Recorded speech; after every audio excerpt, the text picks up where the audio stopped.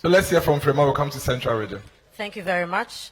Your Excellency, it is quite clear that Dr. Mahmoud Bawumia is not the visionary for the current NPP administration.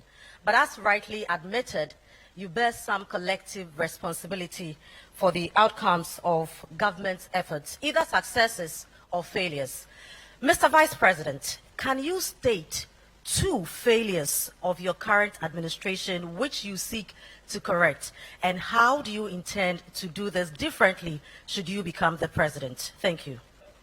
The question, what failures that you think in this government that you would see to correct? I was thinking a little bit about that. I don't know if I mean, for one, I think that I wish we had built in, for example, we had started the gold purchase program much earlier.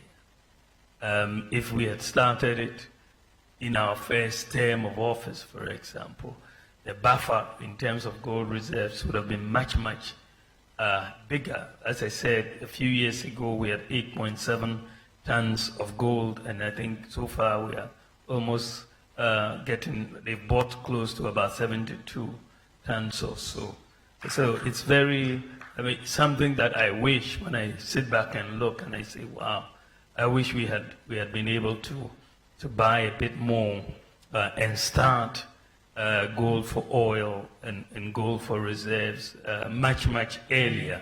But as I said, the crisis is what really made us to get into these policies. Of course, I also wish that we had, even though we've built more school infrastructure than any government, I believe that we've still had challenges with the senior high school in terms of infrastructure. And I wish we had completed a bit more in terms of the accommodation, dining hall, and so on.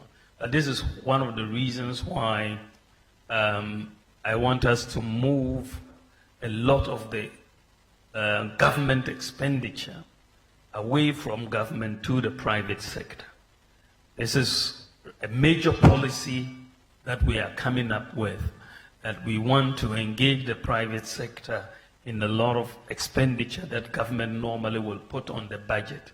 And a lot of infrastructure is part of what government puts on the budget, in places like roads, and you tend to see a lot of uncompleted buildings. But if you go to places like Legon or Tech, most of the accommodation, the hostels, is provided by the private sector, and all we do is rent it and pay. And I believe that we can have that model where the private sector is engaged to build a lot of infrastructure, and will pay them rent or lease it or whatever over time. So I believe that will give a lot of fiscal space, but also allow us to complete all of these buildings and so on. But this is where I want to take Ghana in the next session, that we should move more towards the private sector provision of a lot of this, and that will really bring down the fiscal burden on government in providing some of these.